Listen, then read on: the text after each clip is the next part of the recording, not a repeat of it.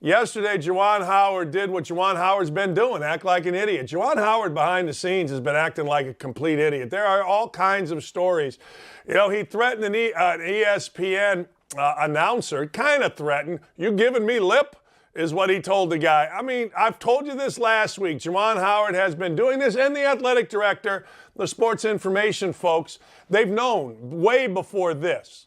Okay, what is this? This is Juwan Howard getting crabby because while Juwan, of course, can coach his team and have them pressing in the last 10 seconds of the game, Greg Gard, of course, cannot coach his team because Juwan doesn't think so.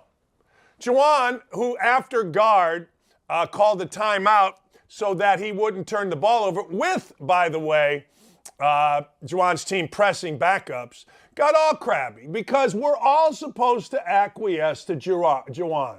If Juwan thinks it's a bad timeout, then it's a bad timeout, and he's going to get salty.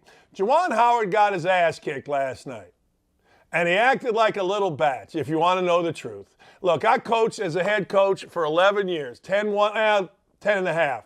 I always told people, you coach your team, I'll coach mine. You want to beat my ass by 30, beat my ass by 30. You want to keep guys in, keep them in.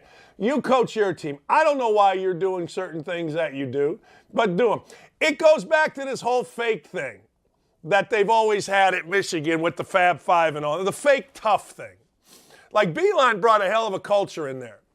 And now all of a sudden you got this, you're back to this fake thing. We all knew it in the Big Ten. We all knew that, you know, this whole culture, we're tough, no. But let's go back to the coaching element of it. Look, if you're going to coach a team for 40 minutes and you're going to put reserves in there and you want them to press when you're down $1 million in the last minute, then understand that the other guys have pride too. Let's just understand that. The other guys have pride. They're not going to want to turn the ball over. Juwan didn't know the rule about you got 10 seconds to get it up. Fran Fraschilla pointed that out on Twitter. Juwan didn't know the rule. Greg Gard knew the rule, called timeout because they only had 4 seconds to get the ball across half court. Everybody in basketball has pride. And I don't give a damn, and I went from everything to being the star of the game to the last guy off the bench in the last seconds. I didn't want to turn over in the last seconds. But be that as it may, Greg Gard should coach his team the way he wanted to. So now Juwan gets mad, right? Juwan's that fake tough thing that Michigan, Juwan, Rose, everybody always had at Michigan. We all know. Like, I get it. You're not going to agree with that. But those of us that were in the Big Ten, then everybody knew what fake tough guys these guys were. So Howard, who, by the way, his defense is always, I'm from the South Side. Well, I'm from just a little bit south of the South Side. And the slap over the top of 3 guys and the duck behind, it doesn't really reflect how the South Side's supposed to be. So that South Side thing, that's out the door. But anyway, let's talk about coaching. So you coach your game. Juwan got his ass kicked. Juwan's embarrassed. Juwan's pissed. Juwan's got his little mask on, so Juwan says something to Gard. Gard said, hey, wait a second. Now, you all, I understand, you never put your hands on anybody. Well, then my wife has reason to knock the shit out of me when we dance in the kitchen. Because me dancing with my wife in the kitchen is as threatening as Greg Gard saying, hold on here. Or you slapping a guy on the back saying, hey, man, good job. Hey, pal, hang on here. I want to talk to you.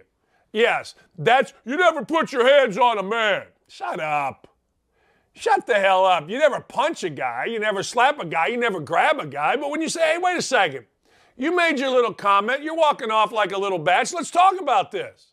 And if you go to their relationship prior to this, very cordial. Should Gard have let it go? It's an interesting question. Probably should have. In retrospect, would have diffused everything. But then you saw Juwan Howard grab him. You saw him point his finger. You can make the argument that Gard should have let him go, and I don't know what's going to happen to Greg Gard. But I'll tell you this, whining, bitching, moaning about a guy calling timeout is childish, immature, and just pure jackassery. I'm sorry, it just is. Agree with it, disagree with it, call me some kind of ist, do whatever you want. I don't give a damn if the dude was white or black, and I'll get to that in a second. Doesn't matter to me a minute. I've criticized more coaches over the years than anybody, white and black. I just tell you how it is. You don't like it, you don't like it. But the truth of the matter is that escalated. And then, of course, once that gets going, everybody's going to be a tough guy. I don't know what Joe Krabbenhoft said. I have no idea. But it did look like he irritated the player to his right. I think it's Williams. So he's going to have to answer for that. And, of course, Juwan Howard, doing what tough guys always do, came over the top with a slap and then went with a duck behind. It was glorious. I love with a slap over the top and then the duck behind. It's beautiful.